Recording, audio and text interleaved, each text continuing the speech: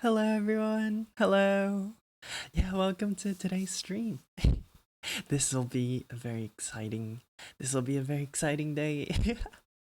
Yeah, so okay, there before we start our third stop of our visit to France, I want to give a quick little I suppose quick little updates. I apologize if things are a little weird or just like sound different or you know or if there are any issues to during to oh god during today's stream because there's been some big changes. I think I'm also a little bit quieter, but we'll just have to deal with it. Yeah, so basically what happened is I have left France. I have I've gone back home to currently I'm in Shanghai, China. Yeah, it's gonna be quite interesting trying to navigate like um the internet issues with Twitch and YouTube and a bunch of other stuff. So hopefully we don't run into any issues about that. But yeah, that's just a quick quick little update. Um I do intend to I do intend to continue the virtual world tour kind of like I suppose series, and I think it'll be very interesting sharing a little bit about sharing a little bit about the what's it called, my the place I grew up in. Let me move myself a little. Here, I think maybe a little smaller. Um, okay. Oh, that's too much.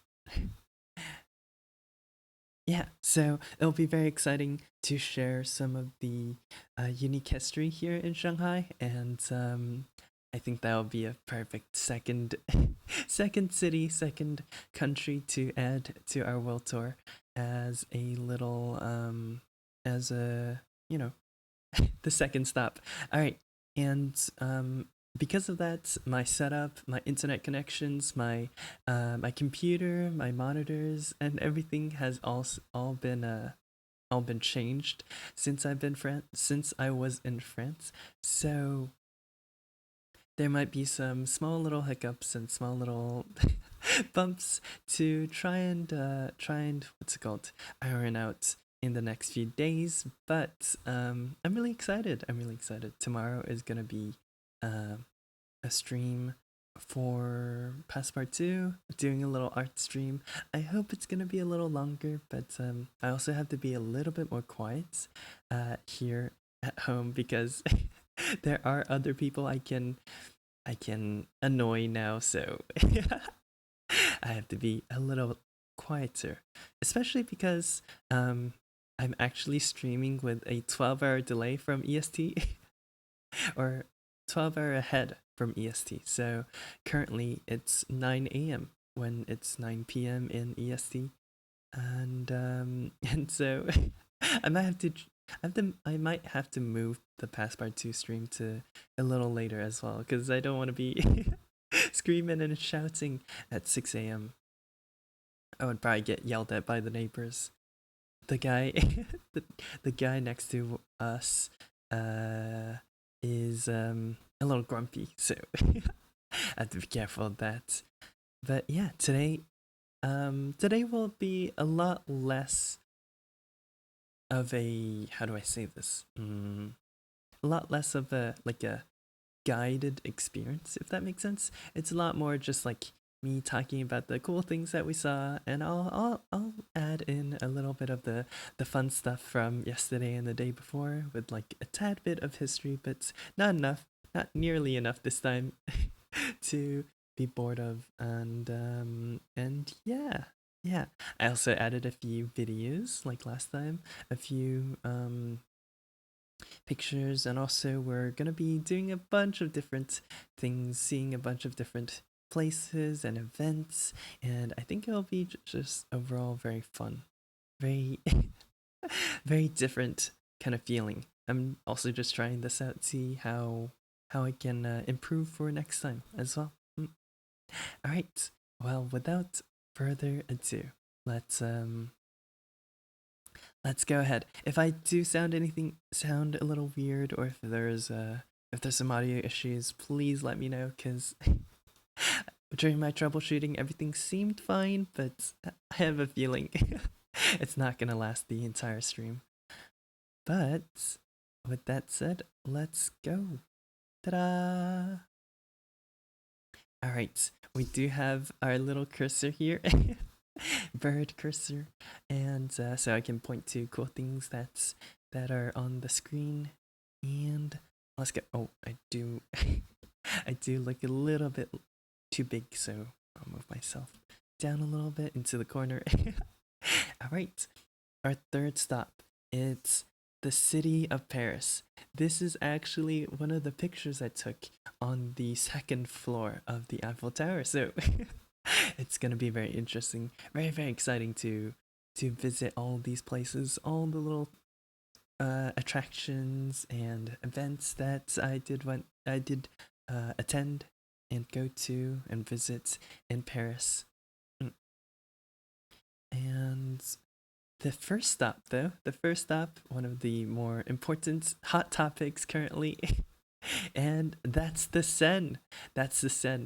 Yeah, so one of the reasons why I want to bring up the Seine, most people might think it's it's just the river that runs through the city. What's so unique about it? What's so interesting?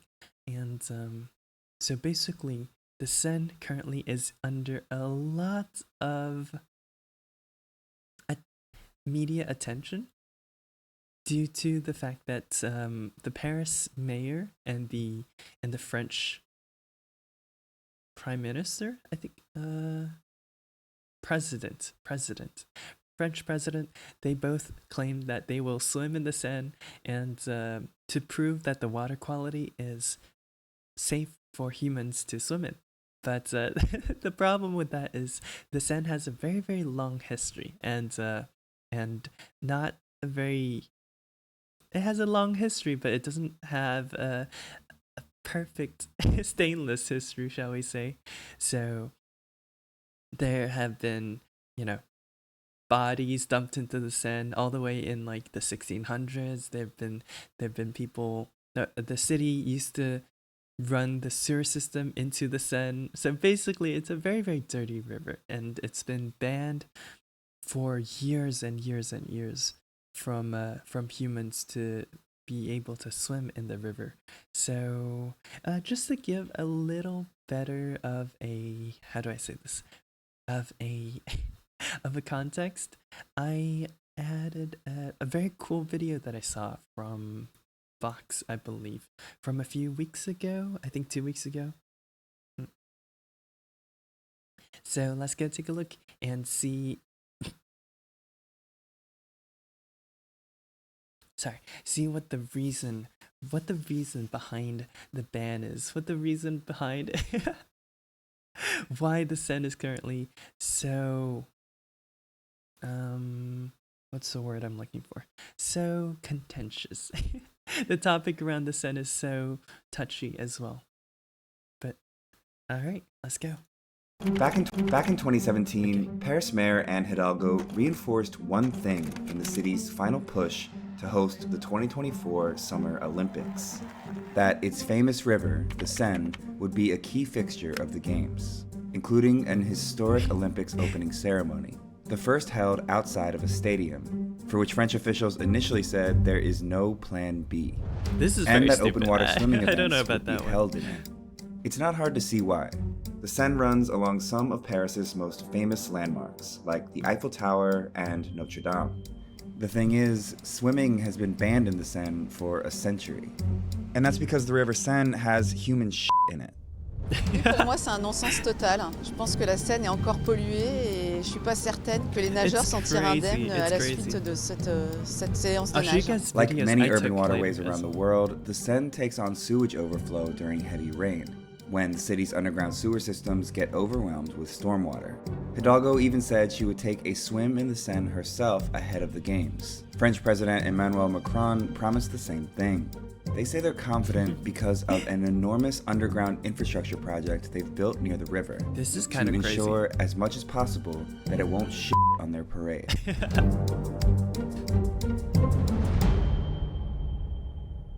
Is that it? Oh, there's still This isn't the first time Olympic open water swimming events, the triathlon, paratriathlon, and marathon swimming, were at risk of being canceled last minute due to water quality issues. We saw some of the same headlines during the 2020 Olympics in Tokyo and the 2016 Olympics in Rio de Janeiro.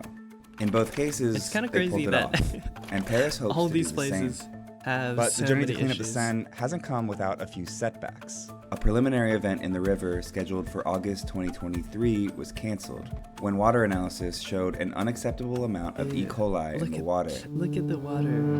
E. coli are bacteria that originate in the intestinal tracts of warm-blooded animals. Presence of them in water is a strong indicator of recent fecal contamination, which can make you very, very, very sick. In order for an open water swim event to be given the go-ahead, water analysis reports must be submitted no more than 48 hours prior to competition. Those samples cannot exceed more than 1,000 CFU, colony-forming units, of E. coli per 100 milliliters of water, that's a very, very and big 400 problem, the 48 CFU of hours. enterococci, another bacteria associated with feces. Test results published just 4 months ahead of the games Look at the showed water that and river how samples green it taken at is. this Ew. bridge, the site of open water swimming events, still failed to get under that crucial 1,000 number for permissible levels of E. coli. You can see where this contamination is coming from by taking a look at this 1852 map, showing how the original Paris sewer system was built. Yeah, It and dumps that's right the into main the issue Seine. here.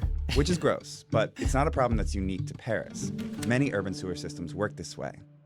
Before I get into that though, I want to tell you about the sponsor of today's video, BetterHelp. I don't know about you can try out storm like Paris did. Many cities that built sewer systems in the mid-1800s to early 1900s, like Paris did, installed what's known as a combined sewer system. In a combined sewer system, the same pipes that handle wastewater also handle stormwater, which gets collected through storm drains in the street. Everything gets sent along to be processed at water treatment facilities and then cycles out to the natural environment. When it rains a lot, the sewers can get too full.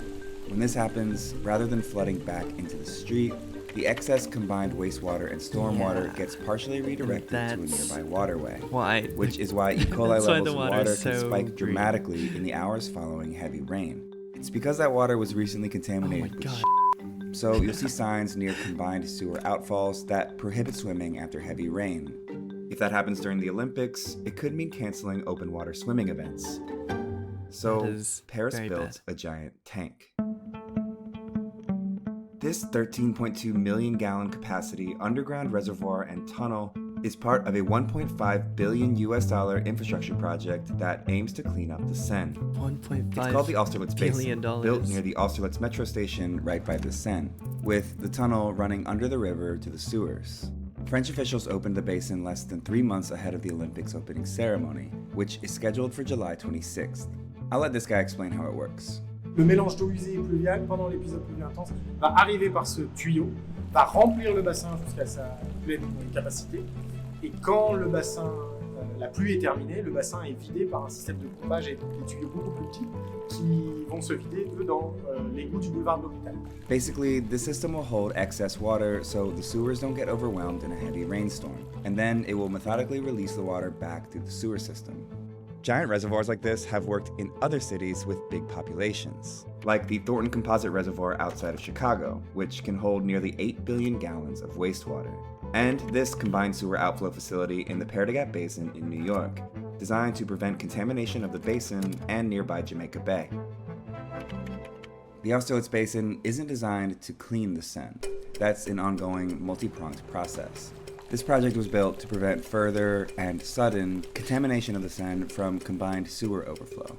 This is The goal, basically like according the to French last officials, is to Band-Aid resort to solution opening the sewer overflow gates that dump into the Seine no more than for twice the a year, Olympics. compared to the current rate of 10 to 15 times per year. Paris will continue testing as the Olympics rapidly approach, but Hidalgo and Macron have yet to swim in the Seine. Even if all goes perfectly according to plan, a significant rainstorm could still contaminate the Seine. forcing open water swimming events to be postponed. Il y a des choses qu'on ne pourra pas maîtriser, c'est impossible. Donc il y a par exemple des bassins de rétention qui ont été construits, mais s'il y a un énorme orage ou si on se retrouve avec une période pluvieuse longue, ça c'est quelque chose qu'on ne peut pas le prédire. Yep. And that's The the big idea of issue. making the Seine swimmable again goes beyond just the 2024 Olympic Games. It seems to be a good thing to start last in this annual race through Paris, because the River Seine gets so full you could almost walk over the swimmers in front. It brings the city back to a time when the river was a place for Parisians to cool off in the summer instead of a biohazard.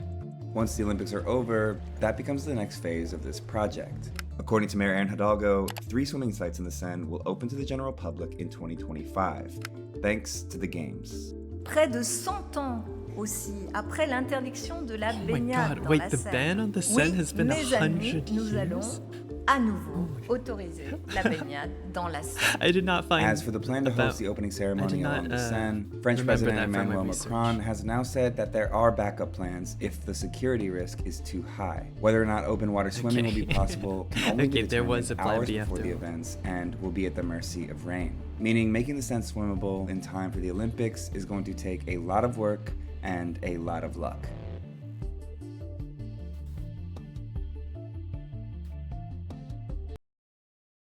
Yeah. Okay. So basically, all right. Let's move back to the screen.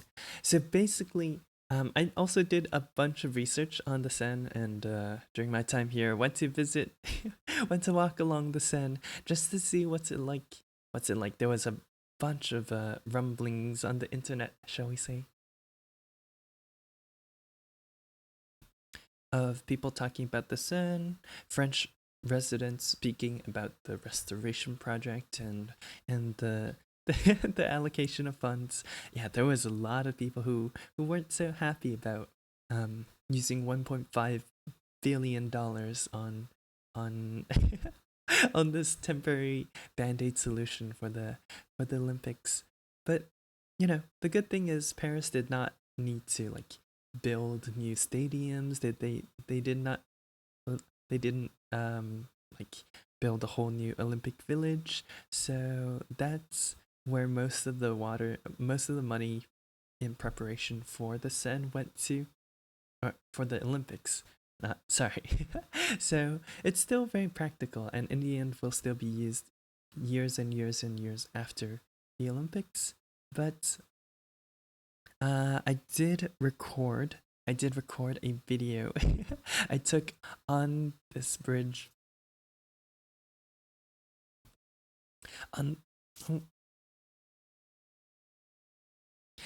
Sorry about that.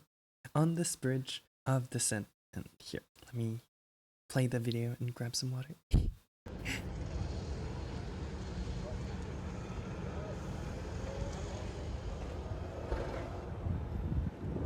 Yeah, ooh. It's so muddy and so you can see so many things on top of the water that like just makes it not not such a good idea to consider swimming in. Wait, let me let me pause again at when I zoom in here. Ew. That's so yucky. Look at the stain on the look at the stain on the walls and stuff. However, this was about, I think, a week ago now. So, yesterday there was a lot of there was a lot of commotion going on because the mayor of France finally, mayor of Paris, sorry, finally swam in the Seine. After delays and delays and delays from her promised dates, and then delayed, then delayed again, but she finally swam in the Seine just yesterday. And so, or was it this morning? I think it was yesterday. And so that was her fulfilling her promise, and seems like the multi-billion $1.5 billion project did end up working out after all. All right. Back- Okay. All right, but the next place we visited was Notre Dame, the Notre Dame Cathedral, famous, one of the most famous churches, religious buildings in the world. Yeah. However, it was very unfortunate, but the Notre Dame Cathedral is still closed due to the 2019 fire, which burned down the center pillar. So unfortunately, I wasn't able to get I wasn't able to go inside, and all we got to see was the outsides. I only walked around for a little bit, and yeah, I think I took I took a little selfie here, but I found this picture online of the fire that happened in 2019, and that was a whole mess. I think I have also a video of showing the aftermath of the fire, which ended up causing a ton of damages. Let me see. Doo-doo. Yeah, so right here is supposed to be the tall spire that goes behind the cathedral, and yeah, that's another angle.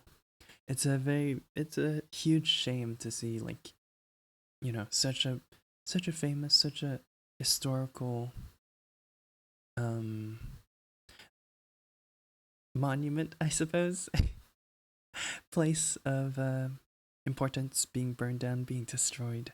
I don't remember if they found out the reason behind the fire, but unfortunately, that's still under renovations. Yeah, I believe it reopens in December of this year. So if you guys ever do visit, I think it will be open by that time. Hello, Zoon Yun. Welcome. We are visiting the visiting the rest of the city in Paris today. And so earlier I was talking a little bit about the the Olympic commotions around the Seine, and that's the Notre Dame Cathedral. Unfortunately, it's still closed, so you can see in my little selfie here, the cathedral is closed, and there's like a bunch of tall fences around the entire place, and there's still, I don't think I showed, but like there's a bunch of like tall cranes behind this picture, and so it was a little unfortunate, but I'm glad that it's slowly getting fixed, getting renovated, and they'll be done soon. Okay. Right, and the the next monument, the next site, I suppose, the next place we are gonna visit is Arc de Triomphe. Okay, my French is really bad. I took 1 year of French in 4th grade, and I've been holding on to that year of French with my dear life during this entire trip. I remembered from the entire year learning French, I remembered how to introduce myself. Je m'appelle Syphu. And how to count to 1, 2, 3, 4, 5, 6, 7, 8, 9, 10. How to count to 10. I'm sure I messed up the pronunciations, but oh well. Oh well. Okay. But the arc is very, very impressive. Oh, by the way, also, most, if not all of the pictures that you guys see, I took myself. Yeah, same thing as yesterday. I tried to put as many of the photos I took in just to be just to show off a little bit of my photography skills, my amateur photography skills. But yeah, the arc is very, very impressive.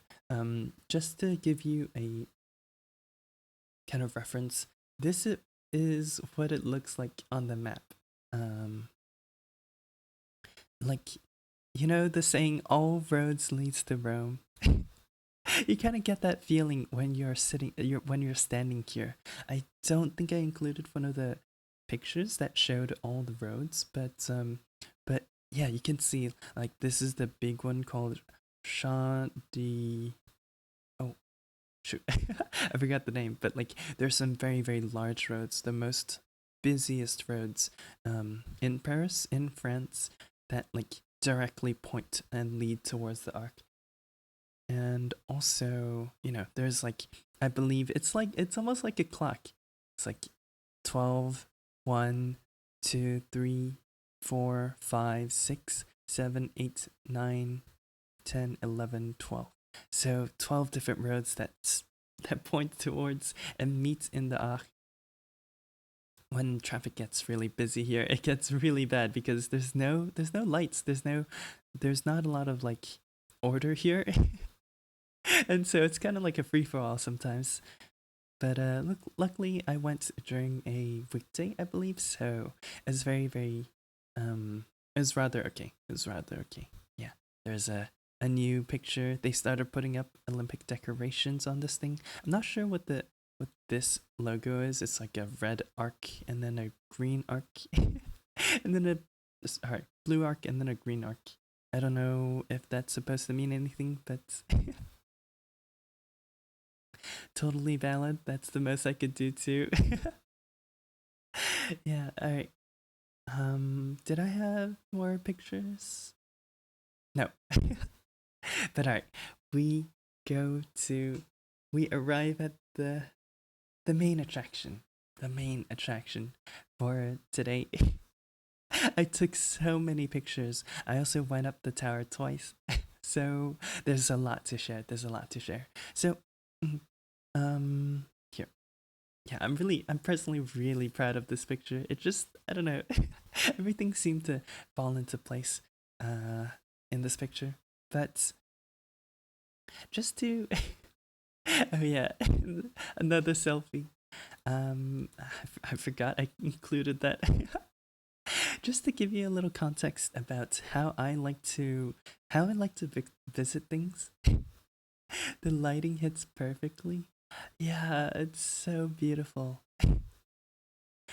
But how I like to visit places is I am a very, some might say lazy, but I would say carefree and like unrestricted, unrestrained. I don't like to have a tour bus feeling like, okay, 10 a.m. we have to wake up, 10:30 we have to get to this place, 10:45 okay, take your pictures and leave, to 11 a.m. we get to the next sightseeing place, and then okay, 11:30 go to lunch, 11:40 finish lunch. So how I like to visit places is I have a general plan of like, okay, I know in the morning I want to go see 1, 2, 3, like let's say Notre Dame, Arc de Triomphe, and then the Eiffel Tower, right? And then I will look up the general kind of like method of getting around the city, and I just kind of wing it. So I kind of like got myself not into trouble, but like wasted a lot of time because I went to visit the Palace of Versailles for the first time, if you guys remember, and then the tickets were sold out. So I didn't know that you had to go buy tickets early in the morning and before you arrive. So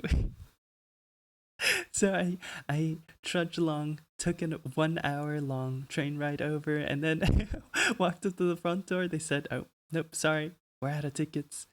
So yeah, so I just had to turn around, head down, oh, and that was very unfortunate.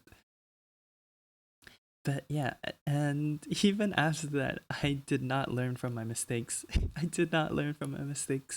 so, when I went to visit the Eiffel Tower, there's like a metro line that you're supposed to take from the Arc de Triomphe all the way to the Eiffel Tower, right? But on the way, I saw that, oh, there's a lot of people getting off here. I wonder why. And then I saw like, oh, there's a cool photo spots for the Eiffel Tower here, and so I was like, okay, I'll get off here and take a look. And I wandered around for like a solid 15 minutes, just walking up and down, seeing where people go and following the crowd. And then finally, I found out where they were talking about. I believe this place is called Trodico or something. Oh, I should, I have my, I have a, I have a smart device here. I should use it and go look it up. What's it called? Eiffel Tower photo spot.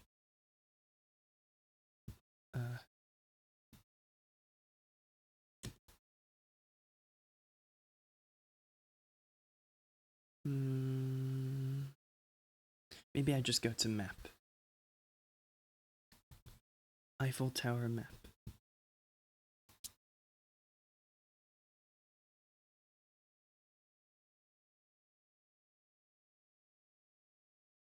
No, it's not on these maps. Okay, alright. Oh well, whatever. So basically, I found out where where everyone was lining up to take pictures, and I took a little selfie, took some cool photos, and then went back on my way. I had to use another subway swipe. But then something else that I always do is I like to take take my time to walk around. I don't like to stop right under. So there is a subway station right here, I believe, or somewhere close, like here maybe. And the problem with that is I don't really want to just like go straight away, right away to the attraction. I like to stop one station over or one station before, and walk my way over. So this was me stopping over on this side of the river, and then walking across one of the bridges. And yeah, I got lucky and got to take this picture. Very cool, very cool. The problem with that is my legs, my feet get so tired. I think I got blisters on my feet after this day, but you'll see we went to a lot of different places.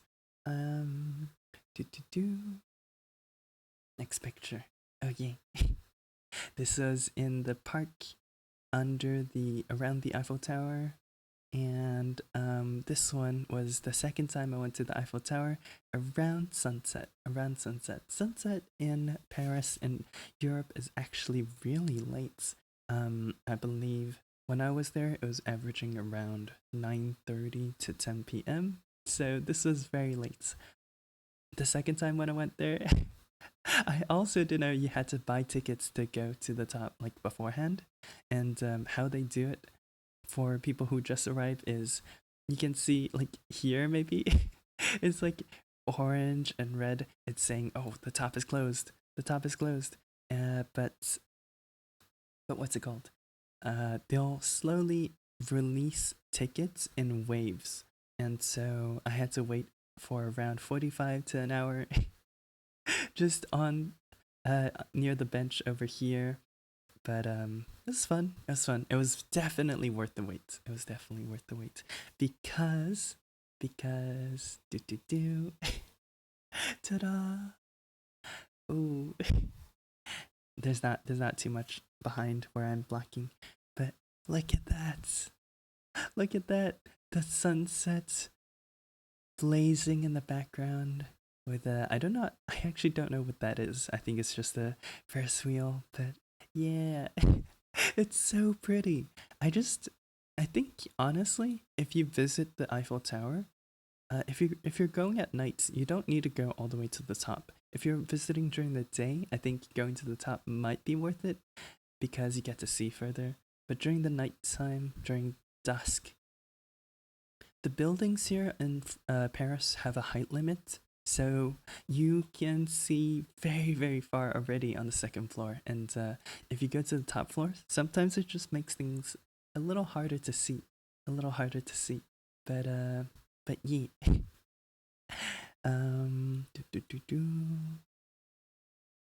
I think I have. Hello, Swifty. Welcome. Wow, I'm really proud of some of these pictures. I think after taking so many photos for this project and for you guys on stream, I feel like my photo skills leveled up. I've gained enough experience. I think I have a video here. Oh, wait. This is what I was talking about. I took one station short, and whoa, that's such a cool frame. I like it a lot. Yeah, I stopped one station early and decided to walk over the bridge. The cars are so small. Oh, are they? I did not notice that at all. But there is one more video. I am American. Fair enough. That's true. American cars are so huge. Oh, yes. This is what it looks like on the second floor. Yeah, just a little panoramic video. Nothing too crazy, but yeah. But let's move on. C'est quoi? I apologize. That was a little loud.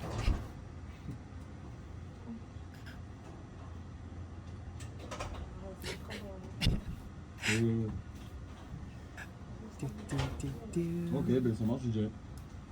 Je m'appelle Dominique. Ok, ça marche. Yeah, I spent so long on the second floor that the sun already started setting.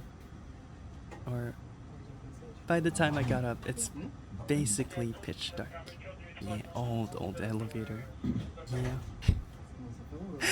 I wasn't able to get a good view or good shots, but actually the elevators from like the legs of the Eiffel Tower up until the second floor is like a diagonal elevator, because there's no straight up and down elevator for the leg parts, and so how they did it was they made a diagonal elevator, kind of like that one scene in reminds me of that one scene in the Harry Potter movie where they go into a phone booth and then the elevator like shoots down and it goes horizontal. Kind of feels like that a little bit. Okay, but ta-da! Oh right. Yeah. I did remember to do a little bit of the history and the stuff about the Eiffel Tower. Read up on it a little bit. So basically, these are really old pictures. These are, old pictures of what it looks like. And this is what I saw up there, little wax figures of recreation of what it looks like during that time. And over here, you can see Mr. Eiffel, taking a rest in his apartment on the top of the Eiffel Tower. Okay, apartments for French people usually just means like building or rooms or just like quarters. So it's not like he actually owns this place. I'm not sure exactly, but basically the history behind this is so for the 1980, let me get the year right. 1889 World Expo. Paris wanted to make something really cool, like stun everyone. Whoa. And so they commissioned, or they got this guy, Mr. Eiffel, to build the tower, build this building with and he decided to design it out of iron, let me read my notes. Gustave Eiffel. That's the full name.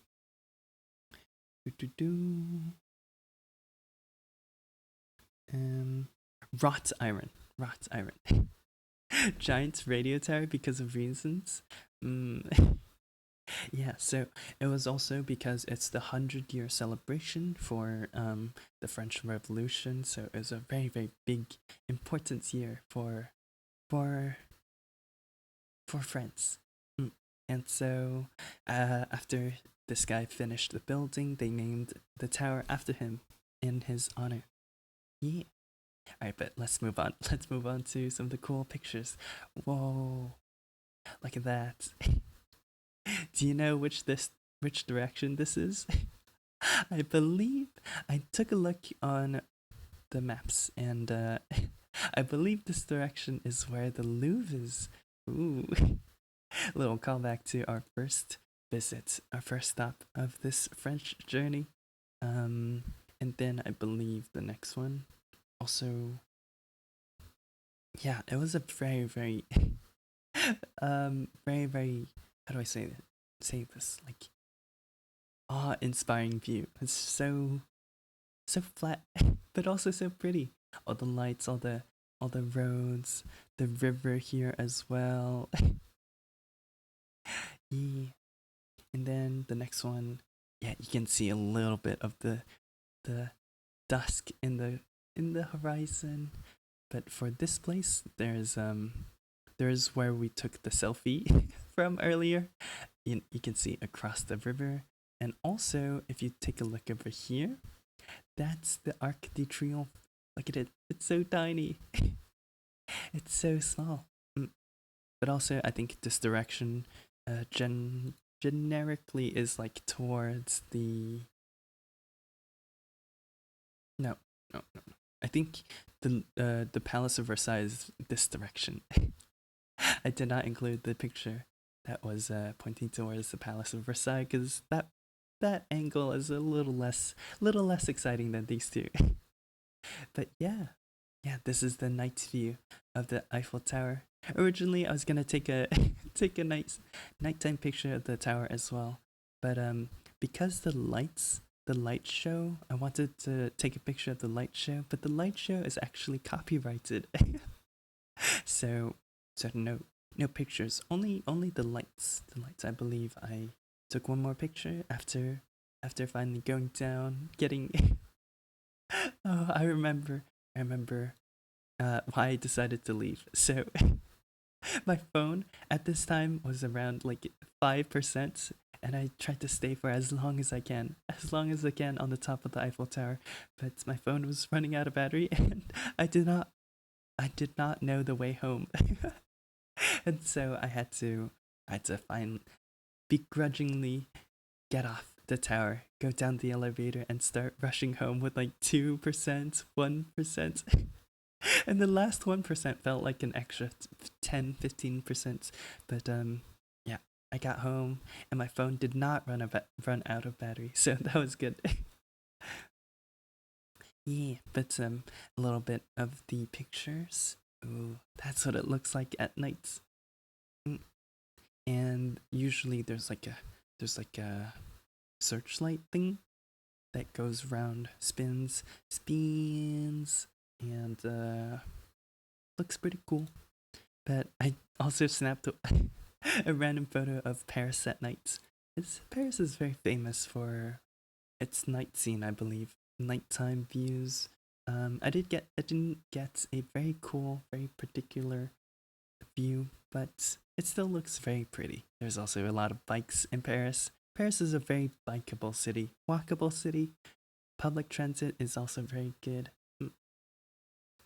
I believe this was at 11:30, 30-ish, 35-ish, and there were still trains running. I think the trains run until like 2 a.m. So you can get anywhere around the city pretty smoothly, pretty nicely. But oh, whoa, trains! I know. Calm down. Americans don't know what trains are. I'm joking. But one more thing I wanted to kind of like talk about is my experience at Japan Expo. Japan Expo was super fun. This was my first convention. This was my first time at a convention, first time at an anime convention, first time at at an expo of any sort. Well, okay, except for like I believe the World Expo in like 2010, I think, when I was really young. But this was a very, very interesting experience. Yeah. So there were a bunch of cool stuff here. There were a bunch of cool stuff that I did get to see. A lot of, you might be able to tell already, a lot of cosplayers. There's also one over here. There's also one over here, I think. So many people, so many different. There's also the Oshinoko poster. That's JoJo. And I think that's Grand Blue Fantasy or something. You can see maybe like here it says solo leveling. A bunch of cool stuff. A bunch of really interesting stuff. Yeah. Nisi Sakamoto Days. Oh, is that? Is it that one? Or am I wrong? I think so. Yeah, I took a bunch of photos at this event.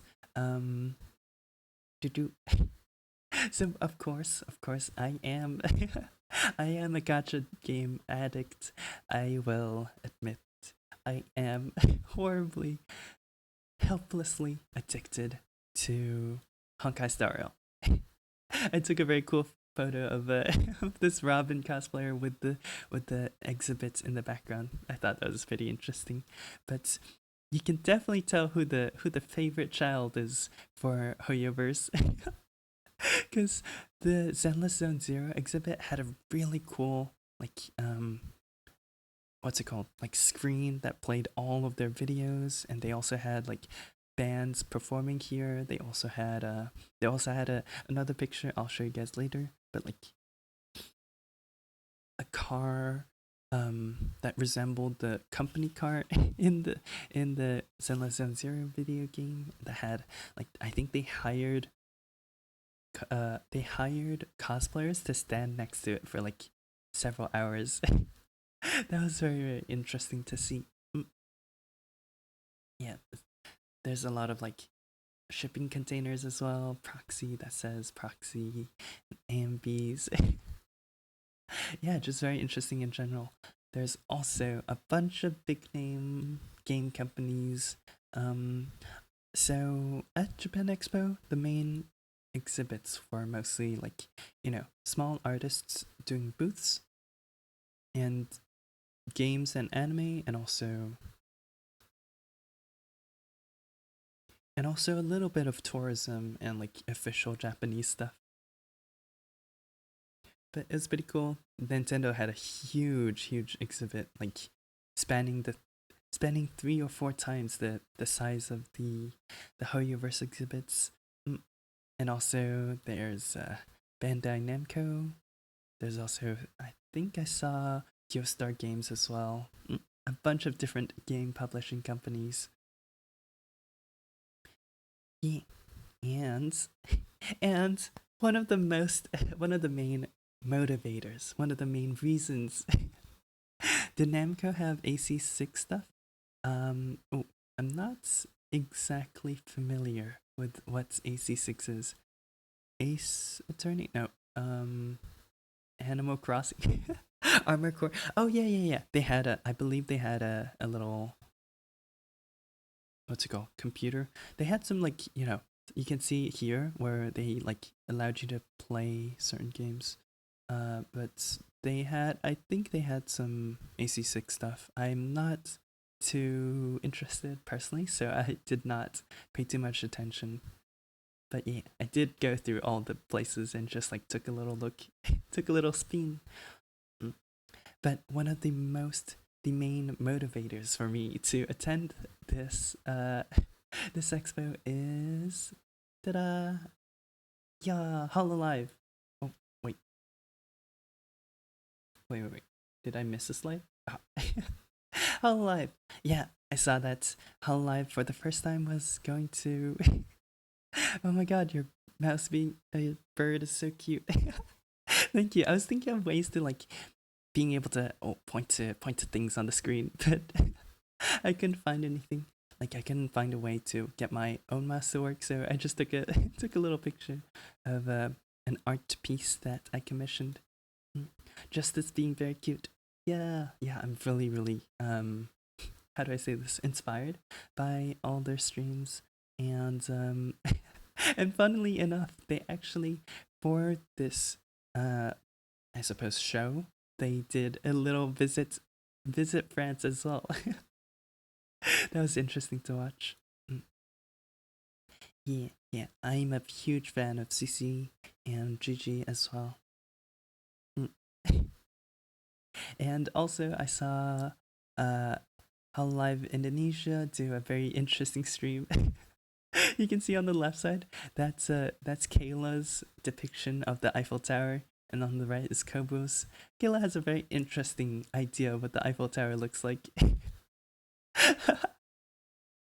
Yeah, yeah, it was very interesting to see. I for the first time, I was physically close to people who also people who also enjoyed VTubers. Yeah, yeah. Mm. All my friends IRL don't watch VTubers, so I'm like a little bit scared to share or talk about VTubers with them. They make fun of me all the time for, oh my god, you like moving anime pictures. No, they watch anime, but like they think VTubers are cringe, and so I'm always fighting them, fist fighting. Come on, fight me. Yeah, but I just send my friends VTuber clips until they're infected. Oh, that's a good idea. But they've they've kind of built up an immune system. They've been slowly infected over time because of the sheer what's it called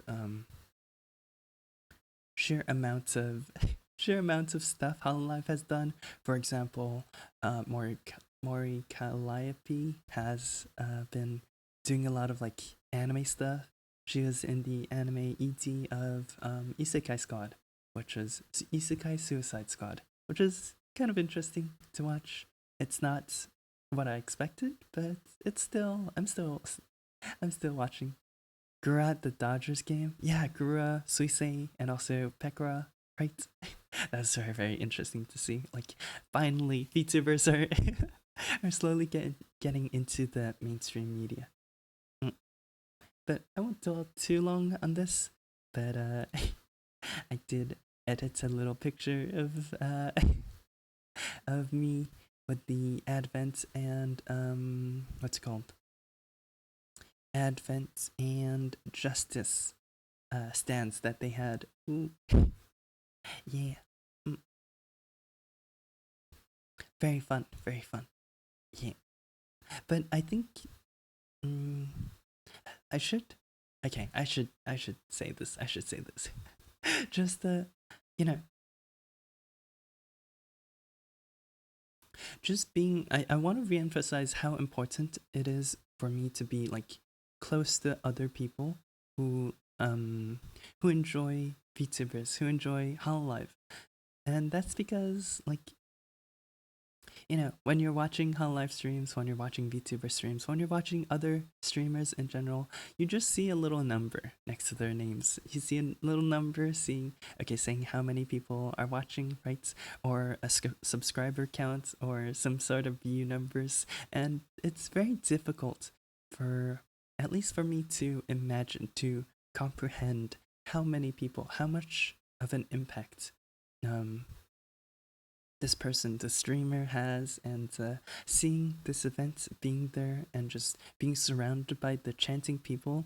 Like, let me go back.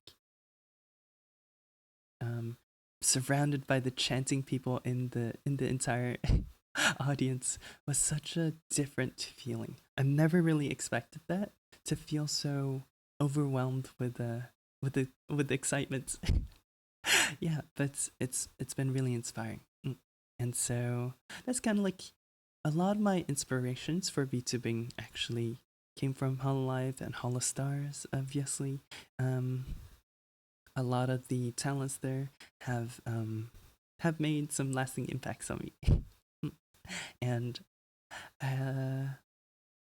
I guess I can I can share this as well. There's definitely some design inspirations from Fauna. There's some some music inspirations, some stream idea inspirations from Ina. Ina is probably one of my favorite streamers. Yeah, mm, I guess you would use the word Oshi here. But yeah, this has been a very interesting and inspiring journey, inspiring event to be at. But oh, here's the car I was talking about. You can see a Corin, I believe her name is Corin, cosplayer, a Cobello. Oh, I forgot her name, but a bunch of characters from Zenless Zero. There's I think a Twitch cosplayer. There's a oh, what's her name? The girl with the cannon and the guns in in Genshin Impact. There's a Ganyu cosplayer. There's a Mao Mao cosplayer. I don't really recognize any of these characters. I think that's Raiden. Yeah, Navia, right? Mm. Yeah. It's very fun. I got to got to be on the same train. I can't tell. I can't. I'm not sure if I can. I'm not sure if you guys can tell, but this is this is the picture I snapped at the train station. I was on the same train as her. I did not muster up the courage to compliment anyone about their cosplays, unfortunately. I always thought I was an extrovert. I always thought I was a extrovert growing up, but I don't know. Recently, I've been feeling more and more introverted. I've been feeling like reaching out and talking to people have been so much more difficult. It feels like I'm putting a lot more on the line compared to before, where I would be like, oh, you know, one one ending is I make a new friend, and the other ending is nothing happened. But I don't know. It's been so difficult to like reach out and talk to people and make new friends, and I've been feeling like I needed this little like injection of of inspiration of like wow, seeing other people. How do I say this? Seeing other people feel so comfortable with their hobbies and like embody their interests. It's been very inspiring. And I believe that was the last picture. I need a tiny bit of water. Give me a second.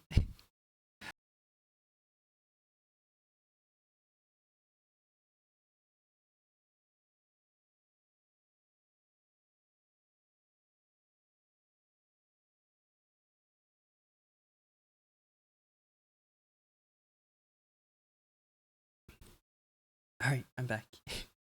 Yeah, it was really fun. I originally actually purchased 2 days worth of tickets for Japan Expo. However, since I wasn't able to actually buy anything, if I made my if I made up my mind to buy something from Japan Expo, I probably would have went the second day, but I realized that I had literally no more space in my luggage, so unfortunately, I saw so many cool people at the expo. There was someone I really what's it called? I've been following for a long time. An artist named Roser. Oh, I don't remember their name, but basically, another VTuber as well. And I saw their booth as well. I saw what's it called? I saw some other cool artists' booths, and I followed them on Twitter. It's very fun. It's very fun. Unfortunately, I did not get any permissions to take pictures of their art stands, so I did not. I did not want to do that without permission, and I was kind of a little scared to ask, so I didn't take any. But just know that there are a bunch of really cool artworks on display and for sale, prints, figurines, stands, there was one thing I will say, like my only kind of like tiny negative for the expo was that there were so many people just like selling, like I felt very businesslike for a lot of the stands. They weren't artists, they were just selling prints of official artworks, like, you know, the movie posters for what's it called, Mugen Train, for Demon Slayer, stuff like that. The anime covers, the, you know, anime posters. It just felt very like it took a little bit away from all the artists that were there. And also because their stands are usually huge, so all the people crowd there, and it like felt a little like a sting on the creativity of the artists there. But besides that, everything was really fun. I knew I knew that food at the expo was gonna be extremely expensive and probably not very good. So so I did the smart thing and ate beforehand and ate after after being at the expo. So yeah, walking around was very fun. There were so many cool things. I felt like every time I turned a corner, there was just a whole brand new section of the expo that I that I did not see. Mm. And that went on for hours and hours and hours and hours until they're about to close. And so I decided to leave a tiny bit early to try and beat the what's it called? The rush of everyone leaving at the same time. Yeah. But during our first stream for the visit to the Louvre, it was no wait. Yes. It was also Bastille Day. Unfortunately, I didn't take any pictures because you can see so many people. This is a picture of the 2016 Bastille Day parade, but there's just so many people. I didn't like even stay around for so long. I didn't really stick around, but it was kind of cool. It was kind of cool to see all this being set up. So many like tanks, planes flying over, and the infantry. It's basically the equivalent of France's National Day, France's Independence Day, if you will. And so there are a lot of celebrations at nighttime. There's also fireworks. There's also a bunch of music, a bunch of people celebrating in high spirits, maybe a little drunk. But it's a very, very noisy day. Yeah. Yeah, I was not able to sleep very well. People were screaming and shouting all the way up until morning the next day. Yeah, but that was Bastille Day. Bastille Day is basically a little historical context for those that don't know. Around the start of the French Revolution, basically Bastille Day marked the start of the French Revolution. People were getting really fed up about the French monarchy. If you guys remembered from yesterday's stream, the French monarchy kept failing at restoring the economy. People were suffering poverty, hunger. A bunch of bad things are happening to the French people. The French people got very annoyed, and Marie Antoinette and also Louis XIV were still spending like crazy. And so eventually they got fed up and stormed this prison called Bastille, which is actually, if you go down the street, it's like on this side, a little bit further down. And so they stormed into this prison and freed all the prisoners, even though it's a very there weren't actually many prisoners in the prison at that time, I believe, but it was a very symbolic move. They drew up pitchforks, they held torches, they held spears, held any weapon that they could find, and stormed the building, killed all the guards, and in an act of defiance, destroyed the prison basically. And so that was the mark. People like to refer to it as the start of the French Revolution. And at the same time, something else. Oh, wait, I did have a picture here, right? Yes, this is the Bastille Day Parade. It's a very, very long lasting tradition. And you can see this is I believe, a photo of the parade after the World War One, I think, 1914, World War One, where after Greece, of the Greece army, after the victory, yeah. Mm. Historically, they have invited other countries, allies, and any country who wanted to participate, to the parade with their like showmanship units, and it's very cool to see. It's like a coming together of peace as well. Yeah. And lastly, something else happened on July 14th. Something else very exciting happened on July 14th. And that was the Olympic torch relay. Yeah. The Olympic torch relay. So this event, this Olympic torch relay started about 2 months ago and has been going all the way around Europe, the entirety of Europe, or the entirety of France. I forgot. I think it started in Greece and slowly made its way over the 2 months across all the different cities, across, did a little tour, spin around a little bit, but finally on the 56th day, they made it to Paris, and that day was also perfectly aligned on Bastille Day. So they actually moved, if we go to the previous slide, they actually moved the parade from this main street and gave gave the street to the Olympic torch relay. And so the Bastille Day parade for last week was actually going this direction. I think this way. Yeah. And I didn't end up getting any pictures because same thing, there's so many people. So yeah, just to give you a context, basically they invited a lot of famous guests, but one of them that I saw on TV on the news was BTS Jin. Also took part in the relay, and he was the leg of the relay during around the Louvre. So that was very interesting to see.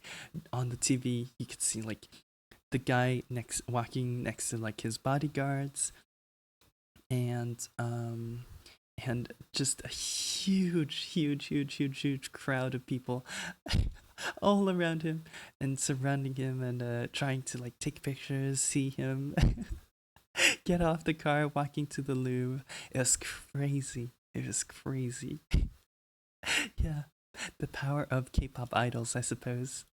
Very, very very, very OP, very strong. But that marks the end, I believe. That is, I don't think there's another. Yeah, no. That marks the end of. Oh, okay. That marks the end of our visit to France. I hope you guys all enjoyed it. I hope you all liked kind of like what I had cooking up. But I think I learned a lot during this as well. Of course, I had a lot of fun visiting. I hope you guys also did. But I learned a lot about how to present, how to share my experiences, how to focus on the right things. I think next time we do this, perhaps for Shanghai, it'll be very different. Yeah, it'll be very, very different. It's very fun, like always. Yeah, thank you for being here. I hope you guys learned something. If you did miss any of these streams, I will be editing it into a video to post onto my main YouTube channel, and that will be coming out maybe in a few weeks because I am still very, very busy, unfortunately. Yeah, and just to do a little bit of a stream updates announcement / news thing, I have moved. Oh, I should do this. Ta-da! I'll show you guys the the what's it called? The schedule. So for tomorrow's stream, I think I'm gonna actually move this to 9 p.m. So it's the same time as today, 9 p.m. And so this way we have a little bit less time, but also a little bit more consistent in the times. Besides the first day, it's all 9 p.m. Yeah. And so that will be fun. We get to kind of like evolve during the ages of arts. We'll start with like, maybe Baroque, maybe earlier, and then all the way go to postmodernism. See how that goes. I'm not a very, very like crazy proficient artist, but I have done a little bit of studying. I've done a little bit of learning, so hopefully it'll be fun. We'll be playing Passepartout 2, The Lost Artist. Yeah, basically an art game. You sell your works of art on the streets of Paris. So I thought that was like very fitting, very fitting. We did learn a lot about the artworks of France, of the European region during the Louvre visit. So we'll see if we can maybe even recreate some of the most famous works. Yeah, and also on Saturday, I'll be talking a little bit more about the entire France trip, what I've kind of like felt. There's some other things I didn't really mention. There's some cool stories. There's some funny stories that I didn't have time to share today or the past few days. But yeah, I have, just to remind everyone, I suppose I did fly away from Paris, France. So currently I'm not in France anymore. I'm in Shanghai, China. So there's a lot of issues that I'm trying to like solve in terms of when to stream, the internet. That's a big one. The, what's it called? There's also a bunch of stuff like in setting up my stream again, using a new monitor, using a new computer, bunch of stuff. So if you guys see like audio issues, for example, if I'm like breathing too much into the microphone, please let me know. Yeah. If I sound any different from how I used to be, please let me know and I'll try to like fix it for next time. Yeah. And that is it. I can't believe it. Ooh, I've been practicing. I've been preparing for this for so long. But we have finally finished. Yeah. Thank you guys so much for being here. I think that will be it for today. Today is a little shorter. It's just showing off a bunch of like cool stuff that I had that I got to visit. So there's no like, artworks to talk about. There's not a lot of stories to share. So that will be it. I hope you all have a wonderful, wonderful rest of your mornings, afternoons, and evenings. And I'll see you guys tomorrow. Goodbye. Oh, wait. Fumi is gone. Ta-da! I'll